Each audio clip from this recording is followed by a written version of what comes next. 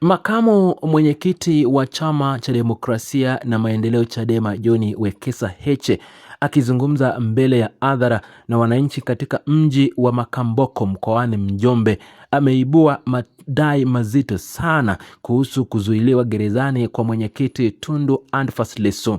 John Heche ameeleza kuwa watu wasiojulikana wanaodaiwa kuwakilisha mfumo wa utawala walimfuata Tundu Antipas Lissu gerezani na kumshawishi akubali kuachiwa huru kwa sharti la kuondoka nchini kuelekea Ubelgiji na kuachana kabisa na shughuli za kisiasa nchini Tanzania. Kiongozi huyo wa Chadema amebainisha kuwa watu hao walimpa ofa ya mamilioni ya fedha kama msaada wa kuanza maisha mapya nje ya nchi. Hata hivyo, Tundu Antipas Lissu alikataa katakata mapendekezo hayo yote na kusisitiza kuwa yuko tayari kufariki gerezani kuliko kuacha kupigania haki za Watanzania na katiba mpya.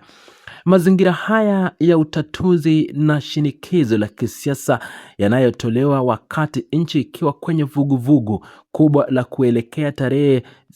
8 mwezi wa 9, wakati ambapo kumekuwa na upinzani mkubwa kushinikiza maandamano mapya baada ya maandamano ya tarehe 7 mwezi wa 7 mwaka 2027 kuvutika ama 26 kuvutika. Vyama vya upinzani na makundi mbalimbali ya wanaharakati wamepanga kufanya maandamano nchi nzima. Mwenyekiti Tundu Lissu ambaye kwa sasa anashikiliwa gerezani akikabiliwa na tuhuma za uwazi amekuwa kioo cha mivutano hii ya kisiasa. John Heche amesisitiza kuwa kuzuiliwa kwa kiongozi huyo hakuwezi kutazamwa kama swala dogo la kisheria la mtu mmoja binafsi, bali ni mpango wa siasa unaolenga kunyamazisha wanasiasa ama mwanasiasa huyo kutokana na msimamo wake dhabiti dhidi ya mifumo inayokandamiza wananchi. Ameeleza kuwa Tundu Antipas Lissu anaendelea kukabiliwa na changamoto za kiafya zinazotokana na madhara ya shambulio la risasi aliyofanyiwa mwaka wa 2017, lakini bado amekataa kuuza msimamo wake kwa fedha au ahadi za usalama binafsi nje ya nchi. Waziri wa nchi ofisi ya Rais mipango ya uwekezaji Profesa Kitila Alexander Mkumbo akizungumza jijini Dar es Salaam amebainisha msimamo rasmi wa serikali na kueleza kuwa mchakato wa katiba mpya ni sehemu ya utekelezaji wa ahadi zilizomo ndani ya ilani ya uchaguzi wa Chama cha Mapinduzi CCM. Profesa Kitila Mkumbo ameeleza kuwa hakuna chama kingine chochote cha siasa nchini chenye ajenda ya 30 ya kiukweli ya kupatikana kwa katiba mpya nje ya chama tawala ambacho kwa sasa kinaunda serikali kuu. Kiongozi huyo wa serikali ameongeza kuwa Jamhuri ya Muungano wa Tanzania inaongozwa kwa kufuata misingi madhubuti ya kidemokrasia, utawala wa sheria pamoja na mfumo wa utawala bora, hali inayofanya matakwa yote ya wananchi kushughulikiwa kupitia mifumo rasmi ya kisheria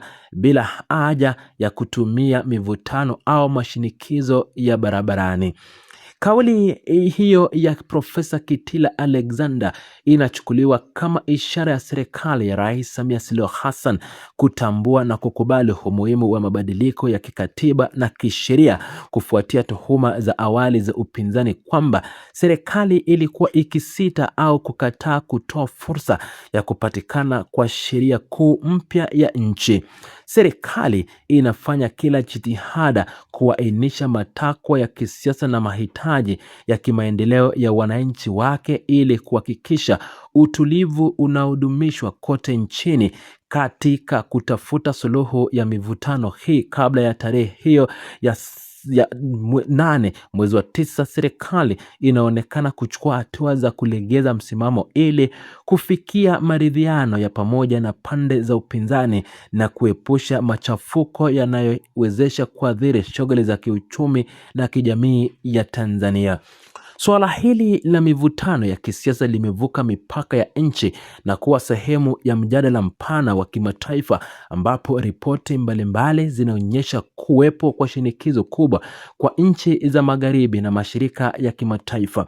Kumeripotiwa kuwepo kwa hatua za kusitishwa kwa baadhi ya misaada ya kimaendeleo kufuatia wasiwasi wa kunyimwa kwa utawala wa sheria, uhuru wa kujieleza na haki za kimsingi za kidemokrasia nchini Tanzania. Muungano wa vyama vya upinzani umeendelea kusisitiza kuwa lengo kuu la hamasa zao za mabadiliko na maandamano yaliyopangwa ni kushirikisha serikali na Samia Suluhu Hassan kuleta katiba mpya na kuhakikisha Tundu Lissu amepewa uhuru wake ili aweze kurejea kwa familia yake na kupata fursa ya matibabu stahiki nje au ndani ya nchi. Makamu mwenyekiti wa Chadema John Wekesa Heche amewataka wanachama, wafuasi wa chama hicho na Watanzania kwa ujumla kuendelea kusimama kidete bila uoga katika kudai haki pamoja na mabadiliko ya kweli ya mfumo wa utawala. John Heche amewakumbusha Watanzania wote kuwa mchakato wa mageuzi wa kisiasa unaopiganiwa hivi sasa ni kubwa zaidi kuliko maisha ya mtu mmoja au maisha ya viongozi wa vyama, na kwamba ni lazima jamii iendelee kupigania maendeleo ya haki zake bila kujali vikwazo au vitisho vinavyoweza kujitokeza njiani. Ujumbe huo wa John Wekesa Heche umepokelewa kwa hisia tofauti katika mivutano mbalimbali ya hadhara, huku wafuasi na upinzani wakionyesha kuunga mkono msimamo wa Tundu Lissu na kuona kama mfano wa ujasiri wa kiongozi anayekabiliwa na asiyekubali kuyumbishwa. Hata hivyo, madai haya mazito yaliyotolewa na John Wekesa kuhusu mazungumzo ya siri gerezani na ofa ya mamilioni ya fedha hayajathibitishwa na mamlaka rasmi za serikali au vyombo vya dola. Hakuna ushahidi huru uliowasilishwa kwa hadharani kudhihirisha kuwa kuna wajumbe waliotumwa na mfumo wa utawala kukutana na Tundu Lissu gerezani kwa ajili ya masharti hayo ya kuondoka nchini. Serikali imekuwa ikisisitiza kuwa shauri linalomkabili mwanasiasa huyo liko mahakamani na litafuata mkondo wa kisheria bila kuingiliwa na masuala ya kisiasa. Wananchi kote nchini wanaendelea kufuatilia kwa karibu sana mwelekeo wa shauri hilo la wazi na hatima ya mchakato wa katiba mpya, huku kila hatua inayochukuliwa na serikali au mahakama ikitarajiwa kuwa na athari kubwa kwa amani, usalama na mustakabali wa kisiasa nchini Tanzania kwa ujumla.